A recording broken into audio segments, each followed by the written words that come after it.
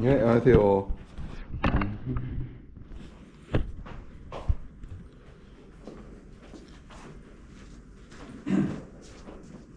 오늘은 이제 배양액 관리에 대해서 좀 수업을 시작하려고 그러는데요. 1학기 때하고 연속된 과목인데 좀 1학기 때하고 달라지는 거는 조금 더 1학기 때는 좀 복잡한 거는 그냥 넘어갔거든요. 그래서 오늘은 꼭 알아야 될 것은 필수로 하고 넘어가려고 합니다. 일단은 목차는 용수의 기본부터 시작해서 배양액 소독까지 마지막까지 해서 넘어가려고 하고요. 양이 많아요. 그 배양액 관리 내용들이.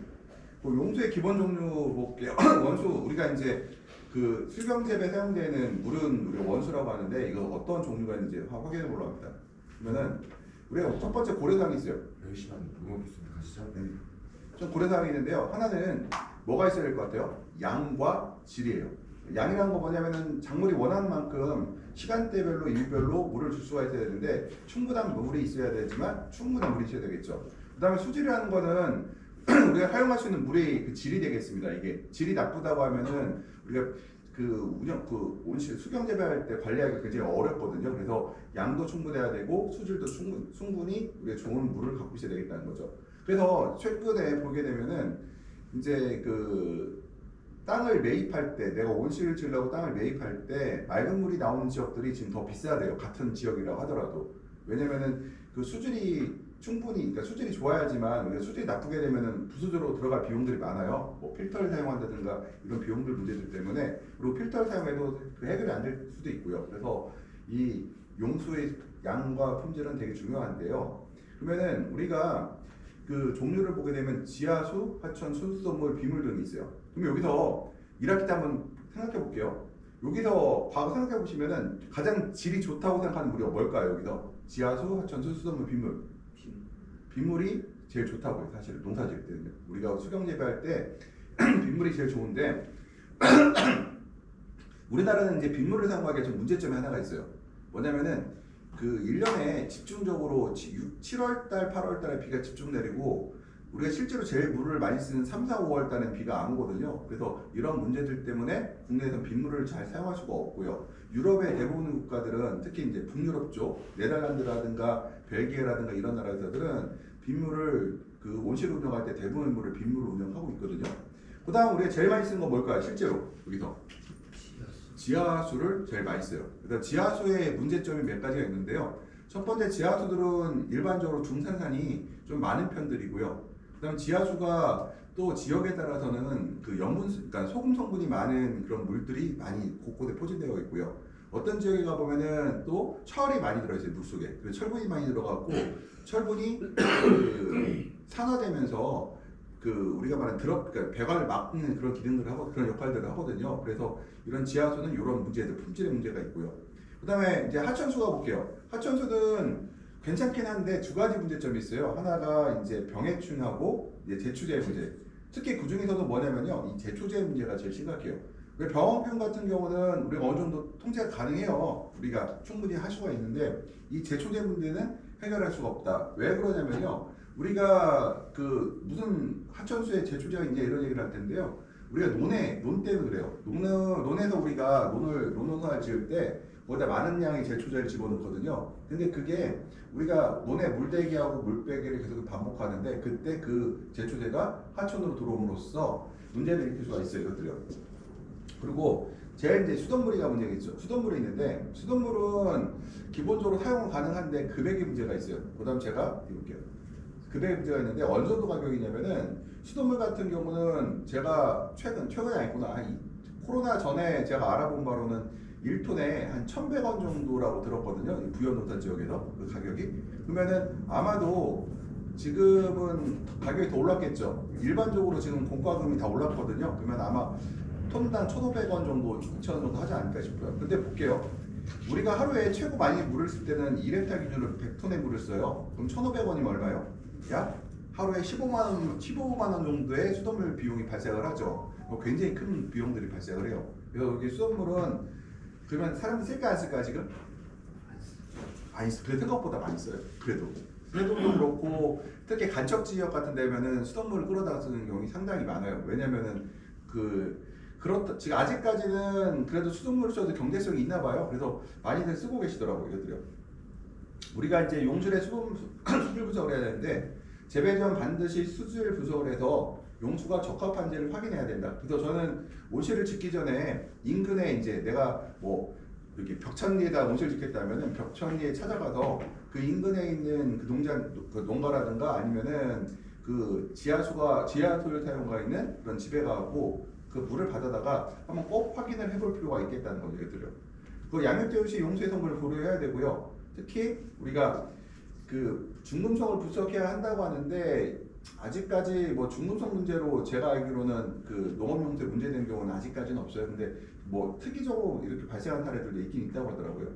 또 계절에 따라 성분 변화가 심하므로 계절에 따라 분석해야 한다. 이거는 우리가 지하수를 깊게 파면은 요 문제가 없는데 하천수를 사용했다든가 아니면은 우리가 그 지하수를 사용할 때 낮게 따라 파게 되면은 이때는 그 하천에 그러니까 계절에 따라서 물의 성분들이 변할 수가 있어요. 이거 제가 이거 들었죠 이거? 네 들었죠. 안 갖고 오셨구나 그러면. 최근 이거 제가 이거 전체 복사하려고 하다 800페이지 정도 되는데 전체 복사해 주려고 하거든요.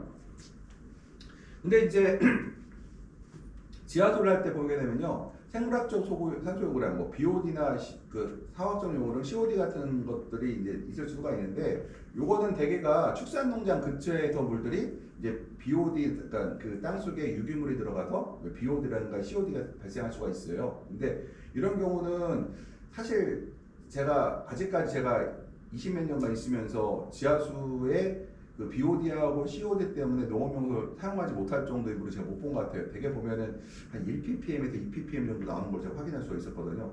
그 다음에 최근에는 이제 지하수에 오염제가 있어갖고요. 이제 특히 주목돼야 되고, 우리가 이제 비순환식 수경 재배를 하는 경우에는 폐기에 의한 지하수 오염도 가능하다. 이 비순환식 재배가 현재 우리가 수경 재배에서 대부분이 비순환식이에요. 아직까지는. 근데 지금 얼마 전에도 저희 아는 교수님이 이제 용역을 맡았더라고요. 금강 수변에 그 수경재배 농장들의 실태 조사에 대한 그 용역을 맡았더라고요. 환경부 용역으로. 그래서 아마도 이 비순환식 수경재배에 대해서는 앞으로 몇 년 안에 이제 제재가 들어오지 않을까 이제 생각하고 있어요, 그들이요. 지금 용수의 허용 기준을 볼게요. 빨간색이 한계치고 검정게 이제 오른쪽에 있는 적정치거든요. 보면은 이 C가 제가 제일 첫 번째 보는 게 뭐냐면 pH를 봐요. pH를 봤는데 5 이하이다. 7 이하이다. 그러면요, 물이 양호하다 이렇게 얘기를 해요. 7 정도 되면은 우리가 그 양액을 조성하게 되면은 거의 5.5에서 6.5 사이가 나오거든요. 그래서 큰 문제가 없다고 보고 있고요. 그다음 두 번째 보는 게 EC를 봐요. EC를 보는데 0.5죠. 여기 0.4로 나와 있잖아요. 그건 0.4가 말이 어렵죠. 저 같은 경우는 보통 0.5 이하이면은 물이 굉장히 훌륭한 물이네 이렇게 얘기를 해요. 근데 0.5라고 하면은 사람이 먹을 수 있는 물일까요? 못 먹어요. 그러니까 사람이 먹는 물의 기준에 비해서 우리가 이 수경 재배할 때는 물의 기준은 상당히 낮은 수준이다 생각하시면 돼요. 그러면 여기서 이 C가 여기 한계치가 0.75라고 돼 있잖아요. 그럼 실제로 우리가 농사를 지을 때, 우리 수경 재배할 때 0.75가 넘어가면 수경 재배를 못 할까요? 아니에요. 0.75 넘어가 다 해요. 뭐 1 넘어가도 다 해요. 우리가 단지 약간의 신경을 더 쓰면 돼요. 0.5 이하이면은 더 신경 쓸 거 없이 그냥 이 밑에 0.5가 되잖아요. 그러면은 제가 중탄산하고 나트륨 함량만 보고 이 나머지 함량은 안 봐요. 왜냐면은 이 나머지 함량들이 높아봐야 0.5 이하이면 우리가 신경 쓸 필요가 없는 정도의 농도거든요. 그래서 제가 거의 안 보고 1 정도가 되면 이제 그 안에 무슨 성분이 들어있는지 확인을 하기 시작해요. 여기 칼슘이 얼마 들었나, 마그네슘이 얼마 들었나 확인이 시작되죠. 그래서 보통 0.5 이하이 정도면은 굉장히 좋은 물을 생각하시면 되고, 뭐 1 이하가 돼도 그래도 굉장히 쓸만한 물이다. 근데 1이 넘어가면은 조금 신경을 많이 쓰기 시작해야 되거든요, 보통. 그래서 생각보다 농업용수의 품질은 조금 넓게 생각하시면 되겠다. 이게 굉장히 까다롭지는 않아요. 우리나라는 이 정도 기준인데 실제로 제가 알메리아 지역에서 가보게 되면은 스페인의 알메리아 지역이 유럽에서 가장 많은 그 채소 생산하는 지역인데요. 거기 가면은 이제 아마 구글맵 들어서 알메리아 지역으로 나갈 거예요. 한번 보여드린 적도 있을 것 같은데 거의 그 만년설이 내린 것처럼 하얗거든요. 온실이 다 뒤덮여 있어갖고 여기에 지하수가 이씨가 4예요. 4면 농사 못 칠 것 같잖아요. 저요. 그래서 4에다가 깨끗한 물을 섞어서 2를 만들어요. 2를 만든 다음 비료를 타서 5를 만들어요. 비료를. 물의 이씨가 그거 갖고 농사를 짓고 살아요. 굉장히 그래도 그 유럽의 채소 천국이라고 불릴 정도로 굉장히 훌륭하게 농사를 짓고 살고 있거든요. 그다음 제가 중탄산을 봅니다. 이거 중탄산. 여기서 첫 번째 pH, EC, 세 번째 보는 게 중탄산. 왜 중탄산을 왜 볼까요? 중탄산에 그 뭐라고 했어요? 중탄산 그때 한번 기억해 보세요. 맞춰보세요 한번. 맞춰서 내가 배터리 하나 줄게요. 중탄산의 역할. 좋은 기능과 나쁜 기능. pH를 잡아줍니다. pH가 안정적 버퍼 기능을 갖고 있죠. 그다음에 이게 중탄산에 맞는 뭐 어때요? pH가 안전합니다. pH가 중탄산에 맞는 상승하죠. 그러니까 pH가 높아. 그래서 우리가 보통 그 pH가 그 중탄산이 많은 그 그러니까 물이 알칼리인 경우에 대부분의 경우가 그 중탄산이 많은 경우거든요. 근데 우리나라는 그럴 수밖에 없는 게 지금 온실을 운영하는 사람들, 수경 재배한 사람들의 한 제가 볼 때 99%는 다 지하수 쓰고 있거든요. 지하수에는 중탄산이 들어있어요. 많고 조금 차이가 있지만 대부분 많이 들어있거든요. 그럼 중탄산을 볼게요. 30에서 50 ppm이 적정치라고 되어 있죠. 30에서 50이에요. 근데 실제로는 이 30이라는 단위가요. 이 30보다 적으면은 어떤 문제가 생길까 그러면 30보다 적다. pH가 중탄산 30보다 적다. 30ppm보다 적다. 그 어떤 우려가 있을까요? 생각해 볼게요. pH가 심각하게 변화하고 또 하나가 30ppm 이하일 때는 오히려 근권의 pH가 떨어질 수가 있어요. 뭐 5 이하로 4 뭐 이렇게 떨어질 수가 있어요. 그래서 우리가 근권의 pH가 떨어질 것 같으면 우리가 중탄산을 넣어주거든요. 이것들을. 그래서 이 중탄산은 버퍼 기능을 하기 때문에 이 버퍼 기능을 위해서 그 pH, 그러니까 배진의 pH가 크게 흔들리지 않게 하는 것들이 바로 중탄산이라는 거 이것들이요. 그래서 30ppm 이하일 때는 우리가 중탄산을 넣어준다. 혹시 기억 좋은 사람 중에 기억력 좋은 사람 중에 중탄산이 적으면 우리가 어떤 비료를 넣어서 이 중탄산을 늘려주죠? 뭐 아주 오래된 했으니까 지나간 말로 했으니까 우리가 이거는 시험 문제 낼 거예요. 이제 중탄산하고 중탄산 가리 이용해갖고 어떻게 우리가 물이 만약 이렇게 될게요. 물이 중탄산이 빵이야. 뭐 그런 건 있을 수가 없지만 여기라고 쳐요. 그런데 내가 30ppm으로 아니 50ppm으로 중탄산을 맞추고 싶어. 그럼 내가 여기다 중탄산 가리를 얼마큼 넣어야 될까를 이제 문제를 한번 내볼게요. 근데 이때는 제가 줄 건 다 줄 거예요. 뭐죠? 이렇게 주기율표하고 다 줘서 뭐 분자량 구할 수 있게 해줄 테니까 그렇게 할 수 있겠어요? 그거 갖고 한 2시간 정도 공부하고 나면은 할 수 있을 것 같죠? 2시간 동안 열심히 하면 연습하면 이제 요런 식으로 하나씩 맞춰나가려고 그래요. 일단 거기까지는 좀 뒤에서 얘기니까 넘어가고요. 그러면은 제가 이제 세 번째 보는 게 중탄산이라고 했죠. 중탄산이 50을 넘어가기 시작하면은 이제 pH가 높아지거든요. 그럼 pH를 떨어뜨리기 위해서 우리가 산을 사용하기 시작해요. 그 다음에 이 칼슘, 마그네슘, 철을 쭉 가다가 그 다음 보는 게 바로 이 나트륨과 염소 함량이에요. 나트륨과 염소 함량을 보는데 특히 나트륨을 보는 이유가 이 나트륨은 식물이 이용을 해야 하나요? 이용을 하지 않아요. 굉장히 해로운 양분 성분이란 말이에요. 이것들이 많아지면은 식물 그 토마토가 아니면 오이가 칼슘이라든가 포타슘이라든가를 흡수할 때 방해가 돼요. 이것들이요. 그리고 뿌리 발달에도 저해가 되고 그래서 우리가 이 나트륨 함량을 보는데 나트륨이 0에 30이라고 하면 되게 좋은 물이 되겠죠. 근데 50이 한계치라고 되어 있는데 실제로는 50이 넘어도 다 우정을 해요. 어떻게 보면 200 넘어가도 하긴 하거든요. 근데 이게 150, 200이 돼버리면은 어떤 문제가 있냐면은 이렇게 되면 순환식 재배가 불가능해요. 양액을 사용할 때 우리가 순환식하고 비순환식을 한다고 했잖아요. 순환식은 우리가 앞으로 해야 될 방향이에요. 계속요. 근데 그 용수 안에 나트륨 함량이 많아지면은 우리가 순환식을 사용할 수가 없다. 왜 그러냐면 식물체가 나트륨을 흡수하지 않는다고 했잖아요. 흡수하지 않으면 나트륨이 어떻게 돼? 순환하게 되면 계속해서 나트륨 함량이 올라가겠죠. 그래서 우리가 이 나트륨 함량을 확인한다. 그리고 나트륨 함량이 높을 경우에는 보통 우리가 겨울철에 배액을 안 뺄 때가 많아요. 배액이란 뭐예요? 물을 줬는데 밖으로 나오는 걸 우리 배액이라고 하잖아요. 식물이 먹고 나와서 남은 물들을. 근데 이렇게 되면은 우리가 배액을 빼야 된다는 거예요. 일부러. 겨울에도 우리가 배액을 안 빼는데 나트륨 함량이 높을 때는 많은 양은 아니지만 일정 부분 배액을 빼요. 왜냐? 나트륨이 그러니까 안에 침착되는 걸 막기 위해서 일정 부분 빼준다는 거죠. 그래서 이 나트륨이 많으면 우리가 생각할 게 있죠. 재배가 까다로워지고 내가 보다 기술이 높아져야겠구나 나와요. 그래서 실제로 뭐 우리 간척지에 농사 짓는 분들 많거든요. 이분들은 나트륨 함량을 보면서 나트륨을 보고 우리가 배액을 우리가 빼고 관리를 하고 있다 이것들이에요. 그래서 우리가 이 그 용수의 한계라는 거는 이제 말은 그렇지만 실제로 현장에서는 이것보다 높은 물들을 사용하고 있어요. 굉장히 높은 물들 많이 사용하고 있어요. 이것들. 그래서 실제하고는 다르다. 그러면 우리가 용수 함량을 용수에 이제 분석을 해볼게요. 용수를 얼마큼 쓸 건가를 보는데 그냥 머릿속에 하나 기억하세요. 그냥 토마토의 파프리카는 최고 제곱미터당 6에서 8리터 정도를 물을 증발한다. 물을 증발한다. 증발. 물을 흡수한다는 얘기예요. 5, 6월달 우리나라 날씨에도 이거는 그냥 6에서 8리터는 기억하세요. 그냥 이거는 왜 그 계산 방법이 있는데 굳이 계산까지 할 거 없고요. 6에서 8리터 계산하고요. 우리가 배액을 30% 뺀다고 가정을 해요. 그러면은 실제로 6에서 8리터면은 얼마가 돼요? 1.3배가 되겠죠.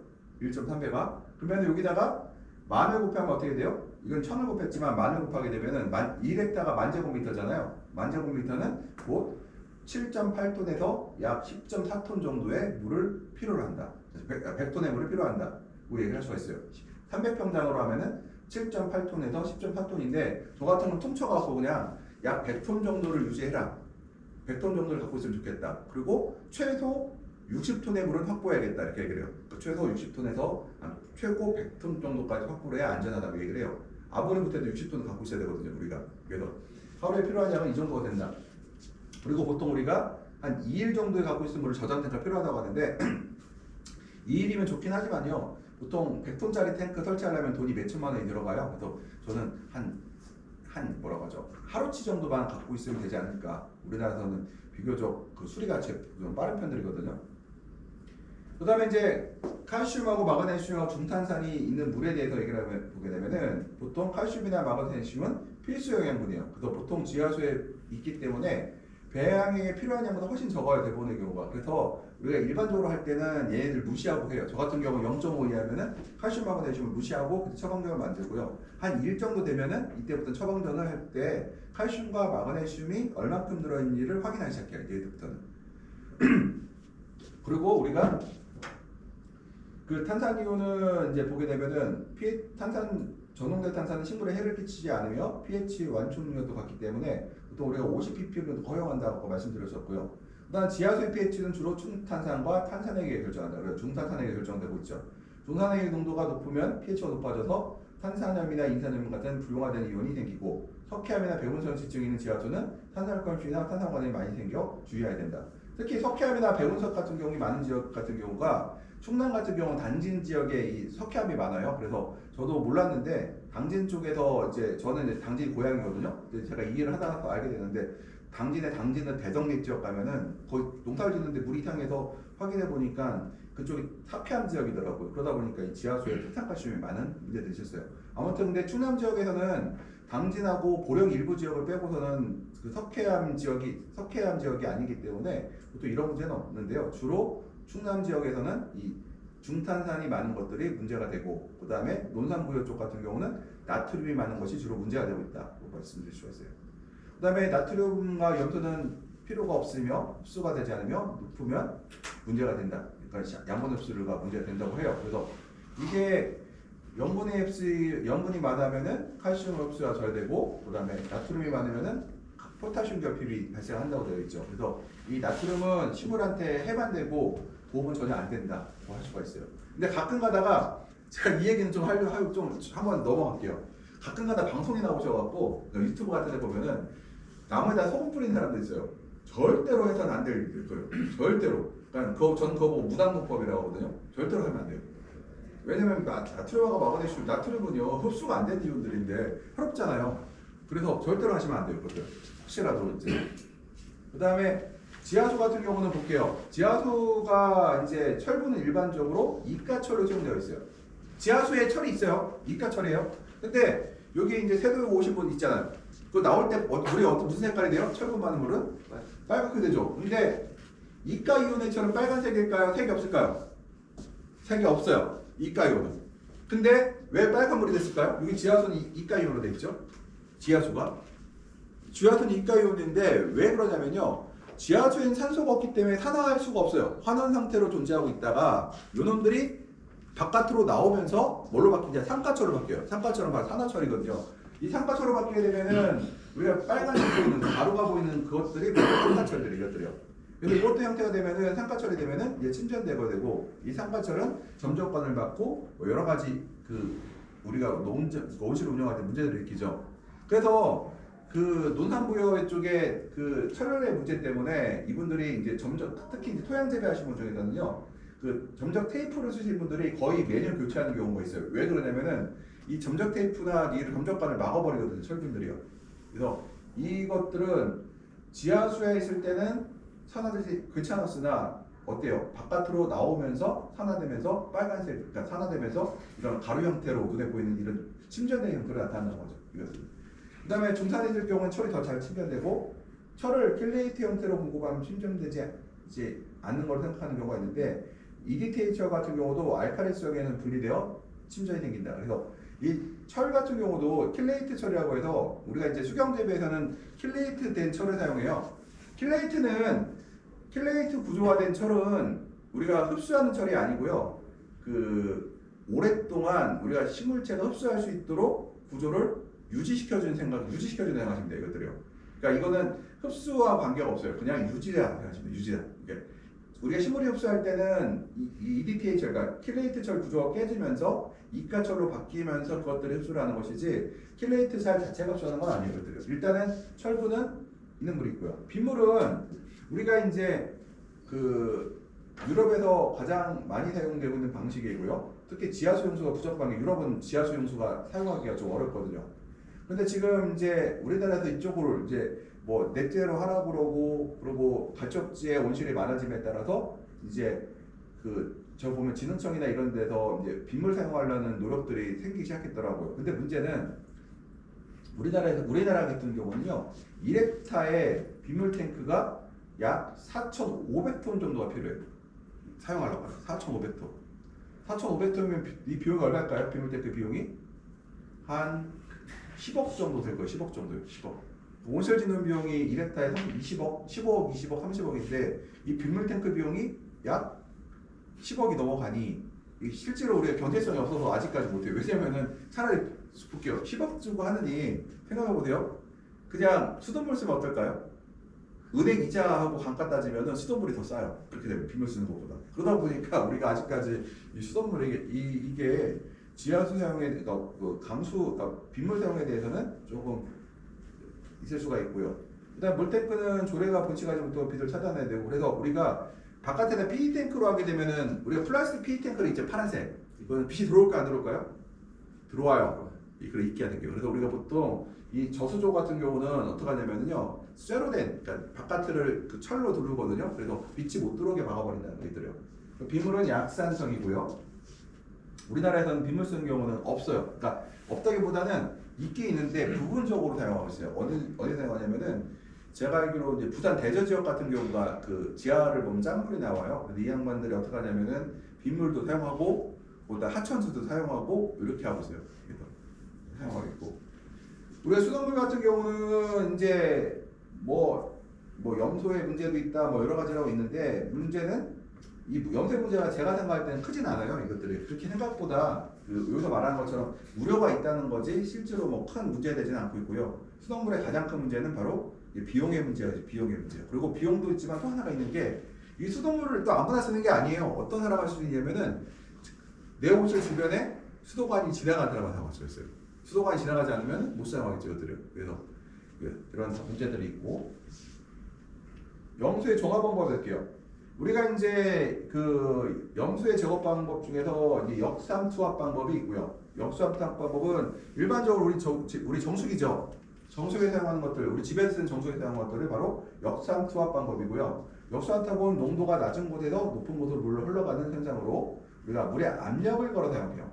그래서 이거는 설치 비용도 비싸지만 에너지 비용도 많이 발생해요. 우리가 압을 걸어야 되잖아요. 거기다가 밀어서 물을 밀어줘야 돼요. 밀어줘야 되기 때문에 압이 이제 걸려야 되고, 에너지 비용도 걸리고요.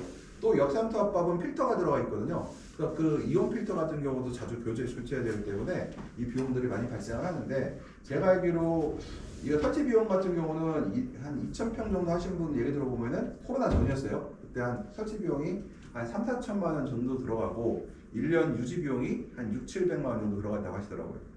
굉장히 비싼 편이죠, 이것들요. 그러면은 근데 이거는 수질에 따라 달라요. 그러니까 수질이 안 좋은 물은 더 필터를 더 많이 갖다 놓으니까 많이 넣어야 되고, 그다음 식품 물이 안 좋으면은 어때 더 많은 에너지 필요하지. 미로 더 압력이 세져야 되고요. 역상투합법의 또 하나의 문제점은 그 볼게요. 내가 맑은 물을 그러니까 깨끗한 물을 하나 만들어 썼어요. 그러면은 100% 되는 것이 아니라 절반 정도는 농축된 물이 돼요. 염이 더 높아진 더 질이 안 좋은 물이 생기죠. 요것들이 또 오염의 문제가 생긴다고 해요. 요 질이 안 좋은 물. 예를 들어 내가 이 양이 얼마 안 될 때 상관없는데 내가 하루에 100톤을 정산다고 쳐봐요. 그러면 어떻게 되면은 이쪽 편에 100톤의 오염된 물이 발생을 한다. 이건 농도가 기존 지하수보다 훨씬 높은 염이 높은 물들이에요. 이것들은 자연환경에 어떤 영향을 끼칠 거라 얘기들이 나오고 있어요. 역사수법은 이런 거고 되겠고요. 그 다음에 이온교환수지법은 말 그대로 이제 양이온 음이온 교환한 수지법인데요. 이거는 지금 많이 사용하지는 않고요. 이온교환수지법 같은 경우는 저 연구실에서 많이 사용하는 방법 중에 하나이거든요. 용수에 포함되는 음이온을 제거하고 양이온을 제거할 때 우리가 사용하는데요. 이 이온수지 교환을 하기 위해서는 결국은 이 교환수지라는 것을 주기로 교체해야 되잖아요. 가격이 굉장히 비싼 그 방법이고 아주 큰 양이 많은 걸 사용하기는 어려워요. 이것들이요. 그 다음에 중류법인데 얘는 이제 물을 끓여서 하는 방법이거든요. 근데 이거는 실제 농업에서 사용하지 않고요. 이제 일부 이제 사우디나 이런 데서 이제 그 대규모로 그런 염분이 없는 물이 필요할 때 깨끗한 물이 청소가 필요할 때 사용하는 방법이고요. 그다음 철을 제거하는 방법이 있는데요. pH를 조절하여 철을 제거하는 방법이 있습니다. 철분의 심전은 물을 알칼리성으로 할수록 온도가 높을수록 이제 빨리 일어나는데요. 철분을 90% 정하는 필요 조건을 보게 되면은 이제 뭐 21도씨에서 30초, pH가 8일 때, pH가 6일 때는 21도에서 배시안이 필요하죠. 그래서 pH가 높을 경우에는 금방 제거가 된다. 근데 이것도 아직까지 우리나라에서는 농업용소에서 이 철분 제거를 하려고 pH와 온도를 제거하는 경우는 없어요. 그 다음에 이온수가법인데요. 이것도 마찬가지로 이온 여과수지를 이용하는데 이것도 이제 많이 사용하지는 않고 있고요. 제일 많이 사용하는 것은 바로 모래여과기는 사용할 수가 있다. 왜냐하면 모래여과기는 바로 볼게요. 왜냐면은 이런 방법인데요. 폭기여과 볼게요. 그러니까 산소를 접촉시키게 되면 아까 그 철이 어떻게 된다고 했어요? 철이 산화돼 갖고 저기 가루가 된댔죠. 침전된다고 했죠. 그러면 이거 산소를 측정하는데 우리가 뭐 과망간산 같은 거 쓸 수 있는데요. 산화제로 폭기를 쓰는 경우가 있어요. 공기를 막 집어넣어 갖고 산화를 천화시키고 나서 우리가 이렇게 합니다. 일단은 이 우산필름이라는 건 뭐예요? 물을 넓게 펼쳐 갖고 산소를 만나는 별을 넓게 만들고 이 물을 모래여과기를 통과시켜서 어떻게 그 가루철들을 산화된 철들을 제거하고 깨끗한 물을 안으로 공급하겠다는 얘기죠. 그러면은 이건 어떤 문제가 생기세요? 그러니까 이가철을 산가철로 산화시키는데 빨리 산화시키는데 어떤 문제가 있죠? 이것들은 역시 일반 개인 농장들이 하기는 굉장히 어려워요. 예를 들어서 한 몇십 헥타 되는 대구역에서 이렇게 누가 공동으로 사용한다면 가능한데 이게 내가 개개의 농장에서 하기는 어렵다는 거죠. 내가 만약에 20헥타의 온실을 운영하고 있다 할 수 있어요. 근데 뭐 1000평, 뭐 3000평, 6000평 이런 사람들 하기에는 어려운 방식이 되죠. 근데 앞으로 제가 볼 때는 제가 생각할 때는요. 이 물의 문제가 있다고 하면은 아마 세도 같은 데 대규모 지역에서는 아마 해볼 만한 가치가 있지 않을까. 이거는 한번 이것도 제안해 볼 필요가 있지 않을까 한번 볼게요. 그 다음에 용수에 미생물 제거하는 방법이 있는데 보통 우리가 소독을 하죠. 그래서 요 제일 많이 쓰는 게 뭘까요? 용수에 미생물 제거할 때 바로 우물소독약이라고 쓰는 약이 있어요. 클로로칼킬 염소로 된 약제가 있는데 그거 넣어서 소독하는 방법이 있어요. 그래서 요거는 저희가 사용하지 이거 일반적으로 지하수나 이런 것을 분들은 쓰지 않고요. 저 하천수를 갖다가 쓰는 분들 있잖아요. 요 분들은 이걸 넣어요. 그래서 물을 소독하는 꼭 사용하고 있어요. 뭐 잘면은 뭐 TO 뭐 있겠다고 하는데 뭐 특별하게 수돗물에서 아주 염소 농도가 높아도 문제는 안 되기 때문에 그렇게까지는 할 필요는 없을 것 같고요. 그다음 배양의 중탄산 관리에 대해서 이제 볼게요. 우리가 이제 실제로 현장에 있으면은 이 중탄산 문제가 되게 많이 나오고 있어요. 중탄산을 어떻게 처리할 것인가. 그러니까 pH가 변화하는 거에 대한 중탄산을 어떻게 할 것인가에 대한 얘기들이 우리가 어떻게 할 것인가 얘기가 많은데 왜 그러냐면요. 이 중탄산은 신기한 게 물을 분석할 때마다 중탄산 함량이 조금씩 달라져요. 그래서 계절에 따라서 한 번씩 분석을 해봐야 되는데 이 중탄산 함량에 따라서 내가 이 중탄산을 제거하는 방법을 사용해야 되거든요. 그래서 중탄산 제거할 때 뭘 쓰나요? 1학기 때 배웠죠? 시험 문제 냈는데. 중탄탄 제거하려면 뭐 사용해요? 탄을 사용하죠. 뭐 질산, 인산, 황산을 사용하는데 우리가 사용한 건 뭐예요? 대부분? 질산을 사용하죠. 왜? 그래서 제가 질산을 사용한 이유가 뭐라고 했어요? 그때? 가격이 제일 가격도 싸고 그 다음 또 하나 더 중요한 게 하나가 있어요. 질산은 우리가 배양액을 탈 때 양액 안에 엄청 많이 들어있어요. 내가 질산을 더 넣는다고 좀 교정력으로 넣는다고 해서 질산 질소 비료가 갑자기 몇십 배, 그러니까 50% 100% 증가하지 않아요. 왜냐하면 우리 배양액을 할 때 제일 많이 들어가는 게 질산태 질소가 많이 들어가거든요. 그래서 내가 이 안에다가 질산을 갖다가 10kg 때려 넣어도 실제로는 전체 질산량에서 보게 되면은 5% 10%밖에 늘어나지 않아요. 이것들은. 그러면은 우리가 중탄산은 완충작용을 하기 때문에 양액 및 pH 관리하는 데 중요한 요소인데요. 우리가 그 일반적 이온들은 변하지 않으나 중탄산 이온은 pH에 따라 변하기 때문에 중탄산을 무시하게 되면 안전된 pH를 기대할 수 없다. 안전된 pH가 왜 중요해요? 양분의 흡수와 관련이죠. 그러니까 pH가 안정적으로 우리가 원하는 5.2에서 6.5 사이가 들어가야지 우리가 배양액의 양분이 충분히 식물이 흡수할 수가 있어요. 내가 양액에다 아무리 양분을 많이 집어넣어도 pH가 우리가 원하는 그 2의 구역에 있으면은 불용화 됨으로써 식물체가 실제로는 영양 결핍 증상이 나올 수 있다는 거죠. 그래서 이 중탄산의 역할은 pH와 연관이 있다. 그래서 우리가 중탄산을 중요시 여기는 이유 중에 하나가 내가 배양액의 종류는 별 차이가 내가 배양액 종류는 모르겠으나 이 중탄산의 문제가 있을 경우에는 pH에 영향을 줘서 pH의 영향에 의해서 양분이 불용화된다는 거죠. 식물이 흡수할 수 없는 형태가 된다는 거죠. 그래서 우리가 항상 중탄산을 지켜보고 있다는 거죠. 그래서 적당한 취향의 중탄산은 양액 및 배지의 pH를 매우 안정적으로 유지시켜준다. 그래서 용순의 적당한 중탄산 함량은 약 30에서 50 ppm 정도로 우리 알려져 있고요. 30에서 50 ppm 기억하시고요. 중탄산이 많이 유지하면 배지의 pH는 높아지고요. 중탄산이 많으면은 칼슘이나 마그네슘이 결합하여 점적을 막기도 하고요. 이건 작은 얘기예요. 양액 분산 시 용수의 중탄산 함량을 반드시 확인해야 된다. 그래서 저희가 중탄산을 굉장히 중요시 보고 있다는 거예요. 보면은 배양의 pH 높을 경우에 산후 공급에서 pH를 낮추고 싶어도 중탄산이 많으면 아래와 같이 중탄에서 수소가 나오기 때문에 pH가 내려가지 않는다. 이렇게 이게 중탄산이에요. 여기다가 내가 수소윤을 공급했어요. pH가 질산을 공급했죠. 그랬더니 이 중탄산이 바로 누구랑 만나냐? 이 수소가 수소기가 바로 OH하고 만나서 물과 이산화탄소로 만들어져요. 그러니까 내가 pH가 높았는데 확인해 보니 중탄산이 많아서 높았어요. 그래갖고 내가 여기다가 질산을 집어넣게 되면은 바로 질산의 수소기가 중탄산과 만나서 바로 물과 이산화탄소로 바뀌게 된다는 거예요.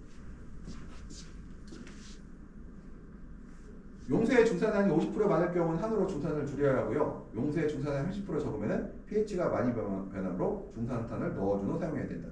그럼 보면은 아까 질산과 인산과 황산이라고 했잖아요. 그래서 우리가 기억할 거는 요거만 기억하시면 되겠다. 질산만.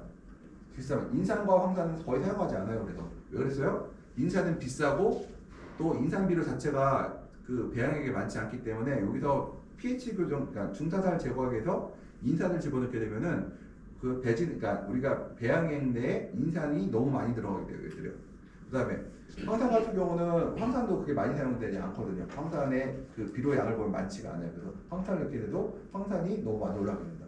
그래서 우리가 여기 식을 보게 되면요, 산의 첨가량은 중화할 중탄산의 ppm 농도를 중탄산의 당량, 그러니까 60ml거든요. 이게 중탄 당량이고요. 60ml요. 중탄산은 우리가 HCO3잖아요. HCO3를 볼게요. HCO3 수소가 얼마예요? 계산해봐요. 수소 1 분자량, 원자량. C가 원자량이 뭐예요? C가 14. 그 다음에 15가 되죠. 탄소가 얼마예요? 16이죠. 16 곱하기 3은 얼마예요? 48. 그죠? 48. 그 다음에 더해보세요. 그러면 61이 나오죠. 당량이 60이라고 했더라고요. 분자량이 61. 61이고 여기다 ppm을 넣어요. 이거는 중탄산이고요. 중탄산의 함량이 이제 얼마가 뭐 200이다 200으로 200인데 다음 거 볼게요. 내가 예를 들게요. 중탄산이 150 정도가 들어있어서 내가 50 ppm으로 맞춰야 될 거 아니에요. 그럼 100을 제거해야 되죠. 100을 제거하려면 여기다가 중탄산의 당량인 61을 집어넣고 분자량을 여기다 앞에 뭘 넣어요?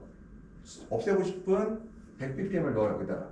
그 다음에 여기다가 뭘 곱받느냐? 63을 곱해주는데 이걸 보게 되면 63이 바로 산의 당량. 산의 방은 뭐예요? 이 질산의 당량이죠. 이거 질산인 요게 10이고 이거 18이고 48이니까 합치면은 61이 나와요. 이것들요. 그럼 61이면은 우리가 질산을 집어넣고 질산이 63이 되겠죠. 그럼 여기다가 또 얼마 넣느냐? 이게 뭐예요? 순의 산도. 보통 질산이 60%짜리 우리가 써요. 우리 시중에 판매되는 거는 30% 60%가 있는데 보통 우리가 60%를 써요. 우리 일반 농장에서는 30%가 왜 안 쓰냐면은 비싸잖아요. 그래서 우리가 60%를 쓰거든요. 그래서 60%를 써야 되면은 100분의 60이 되겠죠. 그 다음 여기 뒤에 뭐가 있어요? 산의 비중. 왜 질산 같은 경우는 1.367, 그러니까 1리터의 무게가 1.367이에요. 무게가. 물보다 무거워요. 질산이. 그러면은 이렇게 하게 되면은 우리가 한 126ml를 질산을 집어넣어야 되는 게 나오죠. 126. 그러니까 무게로 따지면 어떻게 해요? 여기다가 1.367 곱하면 돼요. 그러니까 우리가 질산을 넣을 때 무게로 줄 수도 있고요. 리터로 넣을 수 있는데 무게가 편해요? 리터가 편해요? 리터가 편하죠. 왜요? 물이니까, 그러니까 액체니까 어떻게 해요? 비커에 담으면 되잖아요. 그래서 리터가 편해요. 그러면 우리가 여기다가 어떻게 하면 돼요? 여기 1.367을 넣은 이유가 바로 무게를 뭘로 바꾼 거예요? 리터로 바꾼 거죠. 리터로 바꾼 거예요. 그러면은 요거는 뭐예요? 순도예요. 순도. 요거는 뭐예요? 질산의 당량. 그 다음 요건 뭐예요? 내가 없애고 싶은 만큼의 뭐예요? 중탄산 양이고 61은 뭐예요? 중탄산의 당량. 그러니까 요것을 곱하게 되면 우리가 필요한 양이 126ml가 나온다는 거예요. 이것들요. 톤당. 그럼 여기다가 126ml가 맞나요? 이거는 1리터의 물의 기준인데, 그렇죠? 1톤의 물의 기준인데 하나 빠진 게 뭐가 빠졌죠?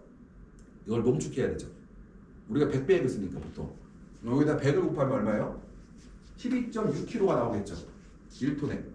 그래서 이런 식으로 한번 그냥 계산해볼까요? 그럼 여기서 한번 200으로 놓고 한번 200이에요. 200ppm. 그러면 내가 얼마 없애야 돼요? 200ppm이에요. 현재. 그러면은 내가 중탄산 얼마 없애야 돼요? 150을 없애죠. 그러면 계산해봐요. 자, 얼마큼 바뀌나 저기가.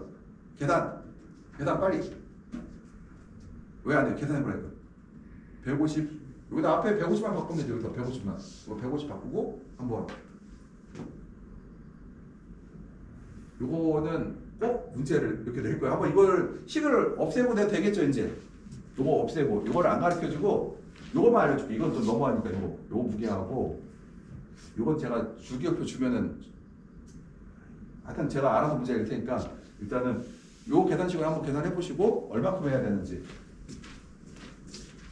이거는 진짜 현장에서 진짜 많이 사용되는 내용들이에요. 이것들 진짜 많이 사용해요. 거의 뭐 우리가 배양을 탈 때 그 분석표가 오잖아요. 그러면 저 중탄산 보고도 항상 분석을 하거든. 내가 질산을 얼마큼 넣어야 되는지에 대해서. 이것들. 그럼 볼게요.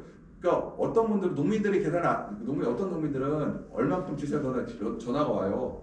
그게 낫겠어요? 내가 계산해보는 게 낫겠어요? 특히 이제 내가 재배사로서 어느 대형 농장에 고용돼 있단 말이에요. 그러면은 그 물어볼 게 아니라 자기 계산해서 하면 더 좋겠죠. 물론 그 계산은 여기 우리 학생들이 가서 처음 취직하게 되면 하라고는 하지 않을 거예요. 아마 그 뭐라고 하죠? 그 메인 재배에다가 아마 이거 하게 될 건데 한번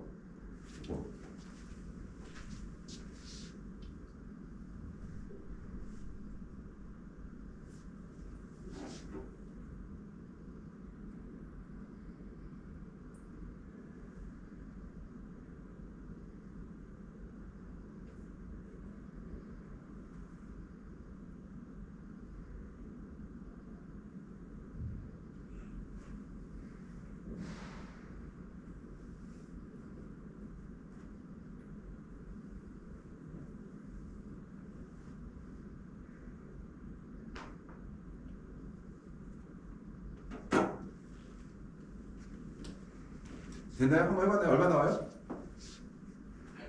됐습니다. 그럼 넘어갈게요. 한번 해봤으니까. 그 다음에 중탄산을 증가시키는 방법이 이제 탄산 칼슘하고 중산산 가리가 있어요. 우리는 제일 많이 쓰는 게 이제 중산산 가리를 많이 사용하는데요.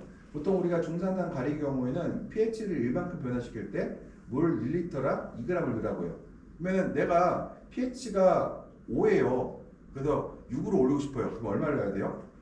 약 2g을 넣으니까 1리터 2g이죠. 1톤으로 치면 몇 킬로 넣어야 돼요? 약 2kg 내부를 집어넣으면 되겠죠 여기다가. 그래서 산이 되고 우리가 이 중산산을 증가시키는 방법 중에서 보게 되면은 pH 그러니까 중산산을 보통 이 정도 넣으시면 되겠다. 우리 2일 정도 변화시키려면 우리가 중산의 가지수적법이 있는데 중산산 같은 경우는 우리가 이거를 메시실린더에 넣고요. 우리가 보통 그 pH 페이퍼로 측정을 하는데요. 보통 저희가 이 중산산 가지 보게 되면은 pH에 따라서 우리가 산을 집어넣거든요. 산을 첨가하는 것에 따라서 우리가 중산산량을 계산하는 방법이 있어요. 그러면은 산을 30kg 되면은 여기다가 6.1을 넣어서 계산합니다. 한번 읽어보시면 될 것 같은데 요거까지는 중산산 가니수 정보까지 제가 뺄게요. 이거는 그냥 우리가 계산만 어떻게요? pH가 2를 높이고 싶으면 얼마큼 해야 된다? 2g. 1톤이면 얼마다? 2톤. 이제 2kg 넣으면 되겠다 정도만. 그 다음에 우리가 개별 악몽농도 표기법인데 이제 요거는 우리가 그 이해를 좀 구별을 좀 해야 될 필요가 있어요. 일단은 농도를 할 때 비료농도 계산할 때 퍼센트지 ppm 뭐 미리몰 미리꼴롬 리터를 계산하는데요. ppm은 바로 이제 100만 분의 1이죠. ppm을 100만 분의 1의 단위라고 할 수가 있고요. 미리꼴롬 배양액 비료 성분의 이온 및 전기를 이용하는데 미리몰하고 그러니까 미리몰하고 미리꼴롬이 있는데 얘는 노르말 농도라고도 하거든요. 둘이 얘하고 그러니까 미리몰하고 미리꼴롬하고 비교했을 때 이씨에 영향을 주는 게 미리꼴롬일까요? 미리몰일까요? 비료의 농도에 영향을 주는 거. 미리꼴롬 이씨에 영향을 주는 거죠. 그러니까 뭐냐면은 1가 2가라는 얘기 있잖아. 이온의 개수를 이해하는 유용하다. 예를 들어서 1미리몰에 칼슘이 있어요. 얘는 2미리꼴롬이야. 뭐예요? 전자가 이가 이온이잖아요. 이가 이온은 곱하기 1을 해줘요. 마그네슘은 1가에 이가요? 마그네슘도 이가죠. 예. 이가면 뭐 해야 돼요? 마그네슘 1미리몰은 매 미리꼴롬 2미리꼴롬 또는 2노르말 농도라고 얘기를 해요. 그래서 우리가 비리몰은 그 분자량을 갖고 얘기하는 거고 미리꼴롬은 분자량에다가 또 뭘 한다? 원자의 개수, 그러니까 1가냐 2가냐를 곱해주면 된다는 거죠. 그래서 보통 우리가 다량 원소는 미리꼴롬 또는 미리몰로 하고요. 미량 용소는 ppm을 사용하고 있어요. 일반적으로는요. 퍼센테이지는 약 100g, 100g 중에서 몇 퍼센트가 있냐를 때 우리가 퍼센트를 얘기하는 거고요. 몰 농도는 우리가 물질의 농도, 부피 1리터에 1몰이 있으면은, 그러니까 볼게요. KNO3 같은 경우에 얘가 이제 101 이게 원자량 분자량이 101이거든요. 그러니까 101g이 1리터의 물에 들어가면 우리가 이거 보고 1몰이라고요. 그러니까 분자량 이게 그러니까 KNO3 분자량이 100이래요. 왜 O3 여기다 곱하기 13하고요. 여기다가 12 곱하고 12 더하고 39를 더하면은 101이 나와요. 이게 분자량이거든요. 분자량만큼 그러니까 내가 100 예를 들게요. 분자량이 50g인 물질이 있어요. 50g의 분자량의 물질이 물 1리터에 들어 있으면은 뭐예요? 그걸 뭐 1몰이라고 해요. 1몰. 예를 들어서 질산칼슘을 또 볼게요. 질산칼슘이 들어있단 말이에요. 질산칼슘이 들어있는데 이 칼슘이 그러니까 질산과 칼슘 또 분리해야 돼요. 칼슘이 들어있어요. 근데 질산칼슘이 1몰만큼 그러니까 그 질산칼슘의 분자량이 이 물 속에 들어있으면 우리가 1몰의 칼슘과 1몰의 뭐가 있다? 질산이 들어있다고요. 그러면 이제 여기서 이건 우리 기억했죠? 내가 몰이라는 거는 분자량만큼 원자량만큼 들어있는 것을 우리가 1몰이라고 한다. 1리터에만큼 들어있으면은 그러면은 101g이 10리터의 물에 들어있으면 어때요? 1리터가 아니라 10배로 들어가죠 물이. 그러면은 0.1몰이 되겠죠 이것들이요. 그러면은 두 번째 여기서 노르말 농도 미리꼴롬을 볼게요. 이거는 볼게요. 질산칼슘이 들어있어요. 질산칼슘의 분자량이 1리터의 물이 들어있어요. 1리터의 물이 들어있어요. 그러면은 그래서 칼슘은 몇 미리몰일까요? 칼슘은 2미리꼴롬 2노르말 농도예요. 왜냐면은 전자가 두 개 붙어 있잖아요. 그러니까 전자가 이가이온이잖아요. 이가이온 같은 경우는 우리가 곱하기 1을 해주니까 칼슘의 분자량이 물속에 1리터가 들어있으니까 분자량이 1리터에 들어있으면은 그때는 몰로 따지면 1몰인데 우리가 이꼴롬으로 그러니까 노르말 농도로 할 때는 이 노르말 농도가 된다는 거죠, 얘들요.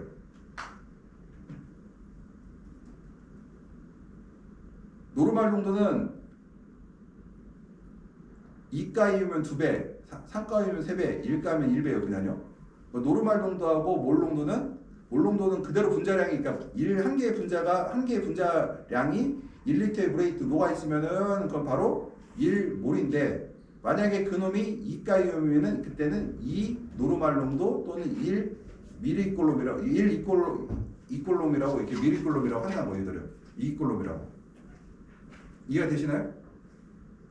칼슘이 우리가 40이잖아요, 분자량이, 원자량이. 40이 물속에 들어있으면 뭐예요? 1리터에 들어있으면은 1몰인데 만약에 노르말 농도로 할 때는 2 노르몰 농도라는 거죠, 얘들이. 그래서 보면은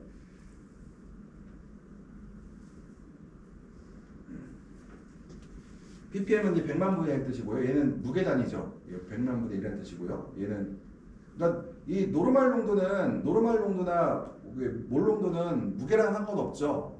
그러니까 사실은 아무리 그러니까 무거운 것이 그러니까 예를 들어서 분자량이 100g인 게 1리터에 있어도 걔는 1몰이고 분자량이 예를 들어서 10g인 게 물 1리터에 들어있어도 10g만 들어있는데 얘도 똑같이 1몰이죠. 그러니까 농도는 똑같아요. 근데 무게를 따지면 ppm을 따지면 어때요? ppm은 몇 배 차이가 나요? 같은 몰 농도인데 하나는 분자량이 100이고 하나는 10이야. 그럼 ppm으로 얼마가 차이 나죠? 100인 게 10배가 많죠. 이해가 돼요? 내가 그렇게 한번 내볼게요. 야, 분자량이 100g인 분자량이 100인 물질이 있다. 이거를 물에 녹였다. 1리터의 물에. 그렇으면은 얘는 근데 2가이온이다. 그래서 100g의 물을 100g 분자량이 100g인 것을 1리터에 녹였고 하나는 10g인 것을 1리터에 녹았다. 그러면은 얘는 몇 몰 농도인가? 몇 몰인가? 몇 몰이에요? 1몰이죠. 근데 여기다가 그럼 ppm으로 할게요. 둘의 ppm 차이는 얼마일까? 10배가 차이 나죠. 10배. 100g인 게 10g인 거에서 10배가 무겁죠.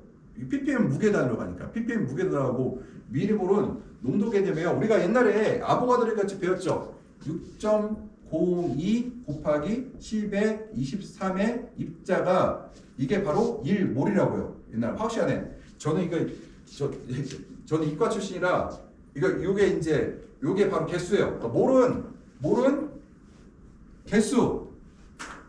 ppm은 뭐예요? 무게. 몰은 개수고 ppm은 무게예요. 이해가 돼요? 예. 그러니까 6.02 곱하기 10의 23은 뭐예요? 개수죠. 이게 바로 1몰인데 요게 바로 이 물의 그러니까 어떻게 해서 보면은 칼슘이 6.02 곱하기 10의 23개가 이 안에 들어있으면 그걸 우리가 1몰이라고 한다고 했어요. 1몰. 근데 ppm은 그거랑 상관없이 내가 몇 개 있는지 상관없어. 무게가 100만 분의 1이면 그걸 우리가 1ppm이라고 하는 거거든요. 예. 그래서 그래서 이제 우리가 이제 몰과 퍼센테이지와 노르말 농도와 요 구별을 하게 되면은 우리가 좀 더 다음 단계로 넘어가게 되고 이거는 사실은 뭐라고 해야 되나? 고등학교 화학 1에 나왔나 2에 나오는데 이거는 굉장히 기본적인 지식이에요. 우리가 화학이라 비료를 공부할 때 아니면은 양액을 조제할 때 이건 기본적인 단위라 우리가 하겠어요. ppm은 무슨 단위? 무게의 단위예요. 몰 농도는 뭐의 단위? 개수의 단위예요. 그러니까 그 분자의 개수. 그러면은 여기서 노르말 농도는 뭐의 단위예요? 이온의 개수. 그러니까 이온이 아니라 전자의 개수. 전자. 2가면 뭐예요? 곱하기 2잖아요. 그러니까 전체 2 곱하기 2가 되죠. 이것들이. 잠깐만요. 그러면은 다시 한번 ppm은 무게, 몰은 분자의 개수, 노르말은 뭐라고 했어요? 전자죠. 전자 이동한 전자의 개수. 2가이면 곱하기 2. 그러니까 1몰인데 얘가 2가면은 곱하기 1에서 2 노르말이 되는 거죠. 우리가 확실히 됐죠, 이제? 퍼센테이지는 다 알고 있는 거고 그 안에 차지하는 비율을 얘기하는 거고요. 다시 한번. 그러면 제가 요 문제를 냈을 때 이해가 됐어요? 어떻게 다시 한번 ppm은 뭐? 몰은 개수. 저기 노르말은 그 전자. 오케이. 그거 맞았으면 우리 저기 훨씬 낫네. 우리 저희 지도 교수님이 그 상명대 학생들 이제 퇴학하셨지만 애들 이해를 못한대 이걸. 우리 학생들은 다 이해했어요. 훨씬 나도 지금 우리 학생들이 100배 나은 거야 지금. 이게 이것만 알고 있어도 어디 가서 진짜 이거 모르는 사람 너무 많아요. 우리 화학 완을 제대로 안 배웠나 봐. 얘도 다시 한번요. ppm 무게, 몰 개수, 노르말 전자. 그렇죠. 야 이거 퍼펙트. 이거 오늘 오신 분들은 다 맞추겠는데 이거 다 이제 다시 한번 잠깐만. 동우 ppm 개수. 무게 무게, 그다음에 몰 개수 제가 썼잖아 여기 개수 써놨죠. 개수, 노르말 전자. 전자 개수 오케이. 예.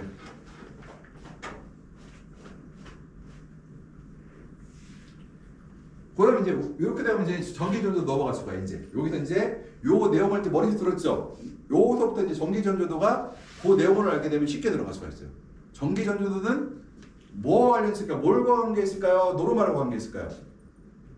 전기는 뭐예요? 전기가 통하는 이시가 높다는 얘기는 뭐예요? 전기가 잘 통한다는 얘기고 이시가 낮다는 얘기는 전기가 잘 안 통한다는 얘기예요. 그래서 우리가 순수한 물보다 어때요? 그 감전사고가 그 소금물에서 감전사고가 더 잘 날 수가 있어요.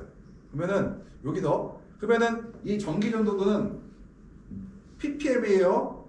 몰이에요? 노르말이에요? 노르말이죠. 전자니까 이거는. 그래서 우리가 이시라는 거는 우리가 바로 전자와 관련이 있다 생각하시면 돼요. 이것들은. 근데 전자도 또 개념이 있는 게 결국 노르말 농도도 결국 그러니까 비료의 분자의 개수라도 연관이 있어요. 우리가 계산을 할 수 있다고 하면. 그러니까 우리가 비료의 양을 계산할 때는 이시로 하는 이유가 제일 뭐예요? 제일 편하니까. 그러니까 통째로 볼 때 제일 편해요. 근데 우리가 실제로 할 때는 이 안에서 실제로 칼슘이 얼마 있는지 이런 거 계산 전체 비료량은 정확히 계산할 수 없으나 바로 우리가 그 전기전도를 사용하는 이유는 전체 전기의 흐름을 알게 되면은 우리가 이온의 농도를 어느 정도 알 수가 있다 정도를 할 수가 있어요. 실제로는 각 개수 사실 몰로 하는 게 더 정확하거든요. 근데 몰은 알 수가 우리가 없잖아요. 저기 찍어서는 제일 싼 센서가 바로 EC를 갖고 측정하는 방법인데 얘는 우리가 노르말 농도를 알므로써 우리가 실제로 이 안에 어느 정도의 양이 비료가 있는지 이 몰이죠. 실제 비료량은 이 몰이 얼만큼 들어있는지를 알 수가 있다는 거죠. 그러니까 실제로 EC는 뭐다? 사실은 비료의 농도를 알 수 있는 방법이에요. 근데 여기서 하나가 그렇다고 그걸 꼭 일치하지 않는다. 왜? 이가 이온이 많으면 비료가 낮아도 걔는 2배로 나타나니까 그런 거죠. 칼슘은 2배요. 하나가 있어도 분자 하나가 있어도 다른 뭐 포타슘이나 이런 것보다 약 2배로 나타나는 거죠. 사실은 포타슘하고 가리하고 39, 42에 서로 분자량이, 그러니까 원자량이 무게는 비슷해요. 근데 전자로 계산할 때는 얘가 2배, 노르말로 할 때는, 그러니까 노르말로 계산하면 얘가 같은 무게일 때 2배로 계산되잖아요. 그래서 우리가 일치하진 않지만 전기전도를 하게 되면은 대략적으로 우리가 그 배양액이나 배지의 그 비료량을 측정할 수가 있다는 거죠. 이것들은. 전기전도는 우리가 모든 이온의 합을 말한다. 그래서 우리가 개별적인 농도를 알 수 없으나 전체의 농도를 아는데 편리하다. 그래서 각각의 비료량은 알 수가 없다. 근데 이시가 높다고 하면 전체적으로 비료량이 많을 것이라고 추정할 수가 있다. 우리가 단위로는 DS메터라고 제가 말했어요. 얘는 DS메터라고 해서 우리 제가 20메터나 드렸었잖아요. 거기 보면은 DS메터로 추정될 거예요. 아니면 미리모르라고 쓰는 사용되고 있는데 얘는 DS 센티미터 썼다가 지금 DS메터로 거의 표준화되어 있어요. 그 다음에 우리가 이온의 종류와 관계없이 그러니까 이온의 종류와 관계없이 이온의 농도가 높으면 이시가 높다. 그래서 양이온 혹은 음이온 전체 농도를 10으로 나누면 대략적인 이시가 된다. 그래서 약 미리콜롬의 1미리콜롬은요 약 0.1 ds메타가 된다. 그러면은 여기서 제가 지난번에 한번 얘기했었죠. 만약에 한번 계산해 볼게요. 그래서 이거는 잠깐만요. 요걸 갖고 한번 계산해봐요.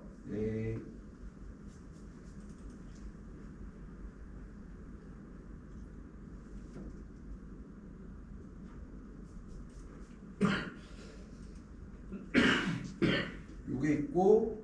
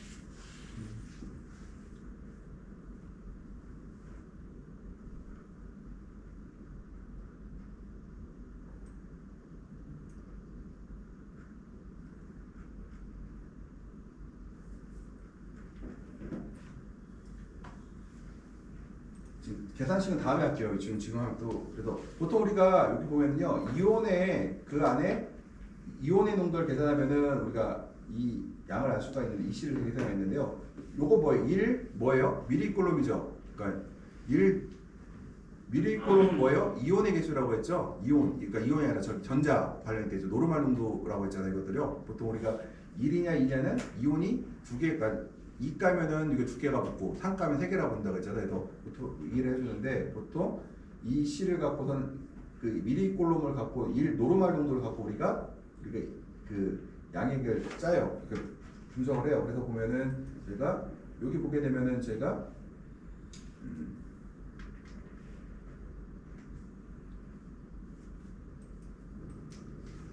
여기 보죠.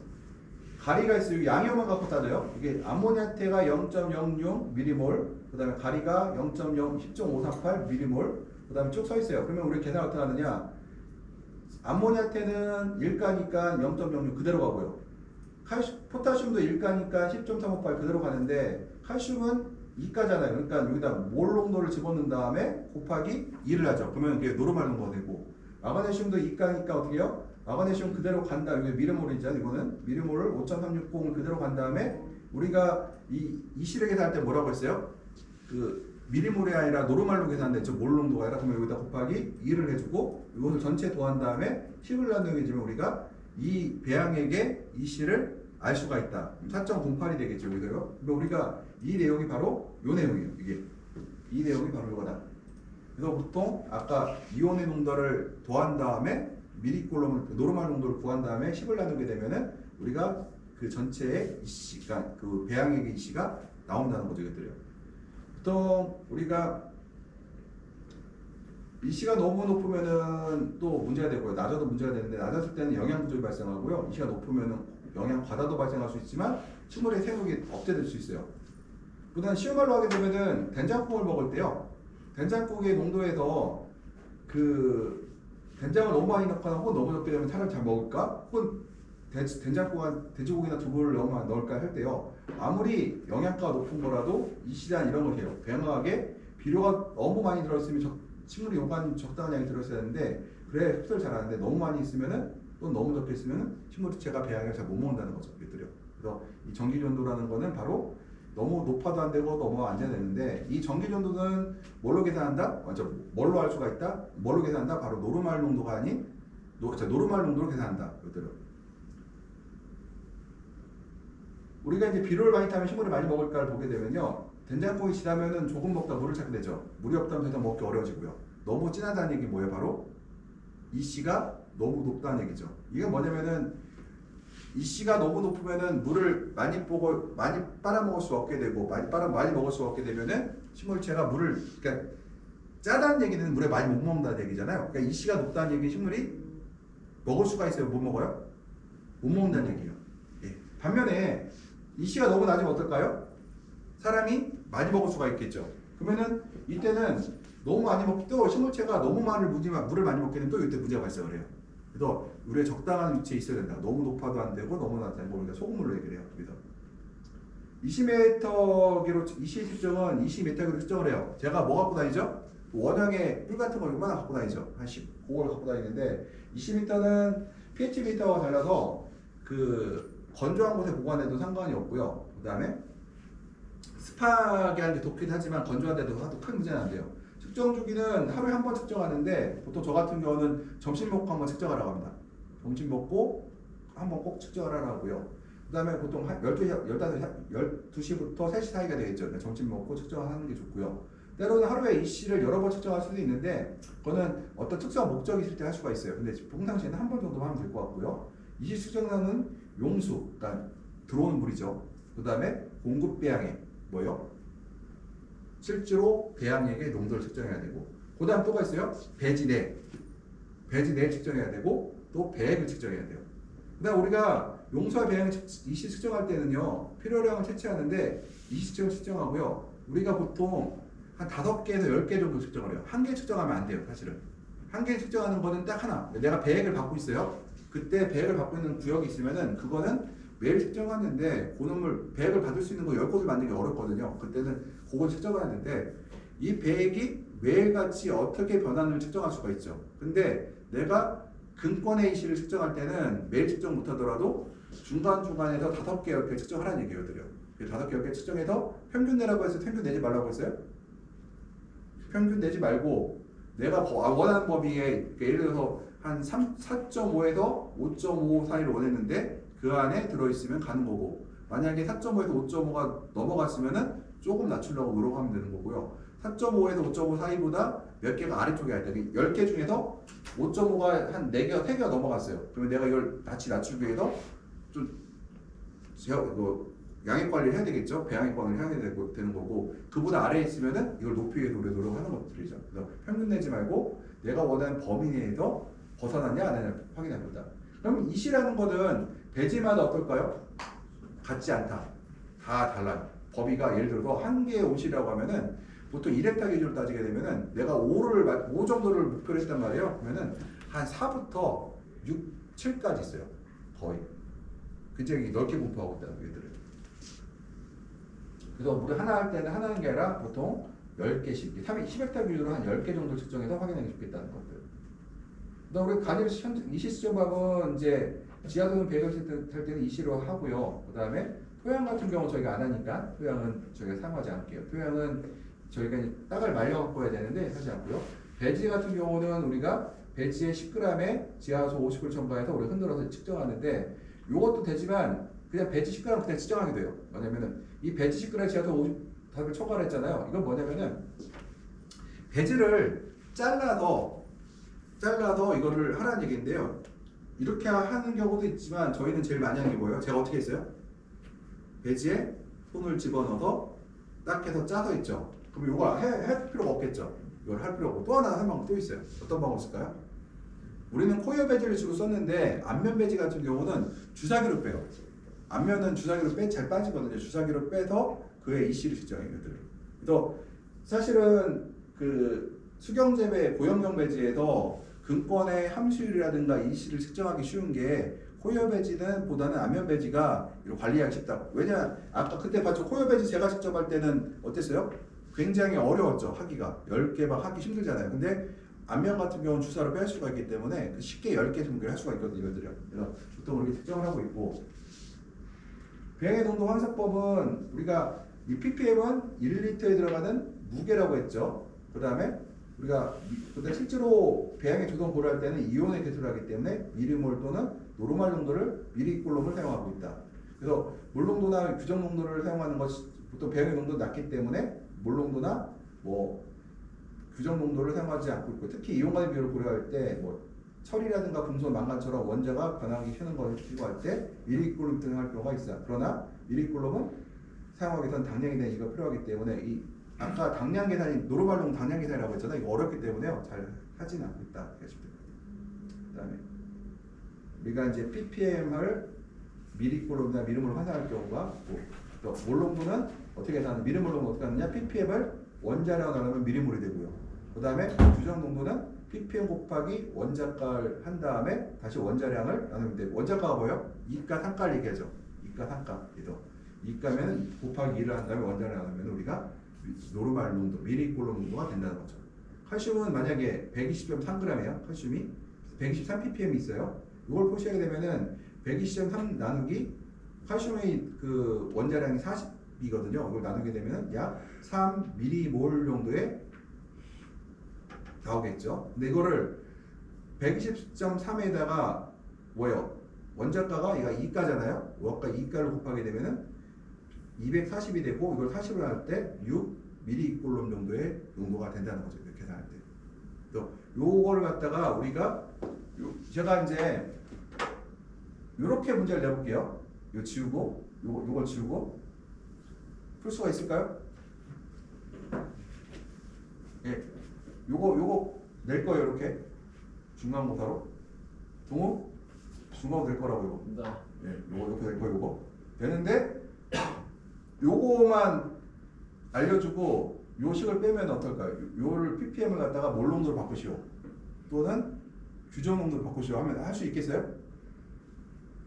산수잖아요. 산수죠. 근데 우리가 요 식만 알면 할 수가 있죠. 식은 근데 복잡해요. 간단해요 지금? 간단하죠? 그냥 여기다가 이 분자량과 원자량까지 알려줄게요. 원자량까 120.3이고 원자량이 40.1이다. 그러면은 할 수 있겠죠 다? 칼슘이 이가라는 거 다 알고 있죠?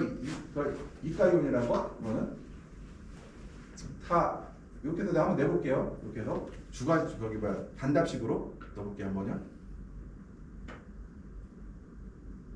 다시 이제 거꾸로 이제 ppm으로 변환시키는 거. 이거는 뭐 반대로 하면 되는 거죠. 얘를 할 수 있으면은 당연히 얘는 할 수 있겠죠. 얘는 ppm에다가 얘가 만약에 6mg이에요. 그러면 얘를 어떻게 해야 돼요? 나누기 2를 한 다음에 다시 뭐라 하면 돼요? 원자가를 곱하면은 바로 ppm이 나오겠죠. 원자량 계산을 곱해버리면. 그 다음에 저기 미리몰 정도 했을 때는 그냥 미리몰 곱하기 뭐 하면 돼요? 원자량을 곱해버리면은 그걸 바로 ppm이 나와버리겠죠. 이것들이요. 그래서 이걸 한번 이 그러니까 몰 대비 앞에 m자가 붙으면 얘가 이제 얘도 이제 그 100만 분의 뜻이거든요. 그래서 미리꼴롬으로 들어가면은 한번 이렇게 해서 한번 문제를 한번 내볼게요. 또 이제 그럼 볼게요. 여기는 예를 들어 칼슘이 200ppm이에요. 칼슘이 200ppm으로 돼 있어요. 그러면은 200ppm인데 200ppm을 이제 비료랑 계산해봐요. 비료랑 계산하면은 얘를 일단은 236이 뭐예요? 얘의 분자량이에요. 분자량이 나왔죠. 그 다음 우리가 원하는 칼슘을 원하잖아요. 그럼 이거를 칼슘을 밑에 나눠요. 밑에를 나눠버리죠. 그럼 236 나누기 40.1을 한 다음에 200ppm을 하면은 약 1177ppm이 나오겠죠. 이게 무슨 얘기냐면은 제가 이거를 분자량을 지금 생각할 때 분자량을 줄까 아니면 주기율표를 줄까 생각 중이거든요. 주기율표가 뭔지 아시죠? 주기율표에 보면 여기 각 원자량이 나와 있어요. 그러면은 그 원자량을 여기다 전부 다 하면 칼슘이 40, 14, 48 곱하기 2 한 다음에 그 다음에 18 곱하기 4를 하면은 딱 해서 여기 분자량이 나오죠. 그럼 이거를 제가 주기율표를 줄 테니 주기율표 주고 이건 20문제는 안 되고 한 10문제만 되겠다. 10문제만 내서 이렇게 한번 계산을 하면 어떨까요? 싫어요? 여튼 그래도 한 문제 보면은 20문제 중에 한 문제만 내볼게요. 이렇게요. 한 문제만 100점짜리만 이렇게 A 플러스를 하나 만들어 보기 위해서 지금 볼게요. 성분이 150이에요. 질소가 이제 150ppm 원해요. 그럼 질산 가리로 볼게요. 질산 가리하고 질산 칼슘이 사수염이 있어요. 그러면은 질산 가리 같은 경우는 이제 150ppm 내가 질소를 150ppm을 넣고 싶잖아요. 그러면은 여기다 질소의 분자량이 얼마예요? 원자량이 14죠. 14. 그러면은 얘의 원자량이 얼마예요? 얘가 40이고 얘가 14고 18이니까 18 곱하기 3을 하게 되면 101이 나오죠. 그럼 101 나누기 14 곱하기 150을 하면은 약 1083mg의 질산 가리를 집어넣으면 돼요. 그러면 1083이잖아요. 그러면 1083이면 얘가 몇 g이에요? 실제로는 1.1g이죠. 1.1g. 그러면은 1.1g인데 1톤으로 해봐. 1000kg면 얼마예요? 1000리터면 1kg가 되죠. 1kg인데 다시 1kg인데 이걸 100배 농축에 그래요. 그럼 얼마가 돼요? 100kg의 질산가리를 집어넣는 저기 질산가리를 넣게 되면 내가 질소를 150ppm을 맞춰줄 수가 있죠. 이것들이요. 여기까지는 봐서 제가 오늘 수업을 많이 안 들어갔고 나중에 중간고사 전에 한번 다시 한번 요거를 한번 싹 해서 한번 해봅니다. 수 끝나 아니 아 1시 저 10시 반에 들었어? 이게 아니 아직 안 됐어. 네 10시 25분에 나가잖아. 아니 그 김태 교수님 문제할 게 있다고 하셔가지고. 아 그래 들어오면 돼요.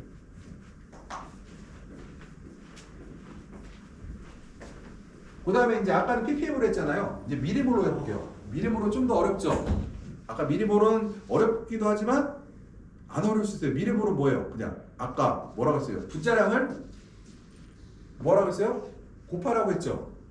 분자량을. 그러면은 여기 4미리몰이에요. 4미리몰. 그러면은 4미리몰이라고 하면은 이제 뭐게요? 이제 안녕하세요. 예, 와이파이 들어요. 예. 사람도 없는데. 오늘 저기 결산 몇 명 있어요? 아 진짜요? 네, 그럼 공부해 공부하면 안 돼. 왜요? 예? 아니 그 인터넷으로 신청을 다 제가 신청 접수하는 걸 알려줘야 되는데 어떤 거요? 아 그 저희가 9월 25일 날 제가 현장 제가 지금 노산 바이오캠에 아. 약제조 하는 거 농약 대신에 약제조 하는 시습을 가려고 하는데 같이 가라고 했죠, 보다? 가야 돼요. 왜냐면 수료증 다 받아와야 그래야 아. 저희 혁신에 넣을 수 있어가지고. 아, 근데 신청을 지금 사람이 없으면 네? 배워서 그럼 다시 해줄게요. 아니 저기 링크 걸면 안 돼요? 아니 링크를 걸면 못 할 것 같은데. 내일 토요일이라 그럼 다음 주 월요일 날. 월요일 해야 돼. 월요일 날. 월요일 날 뭐- 월요일도 없잖아. 저 오늘 없습니다. 없는 그냥 한 번 더 해요. 그럼. 그럴까요? 네. 자 그럼 한번 일단 하세요. 차고 또 가겠습니다. 그러면 준비하고 이거 하면 끝날 것 같으니까 예. 저희 와요. 예. 나 어차피 저 실습 나가 저 실습 나가요. 아 그래 무슨 자, 저 보이십니까? 자, 보이시죠? 핸드폰으로 하시면 돼요. 핸드폰 하시면 가능합니다. 뭐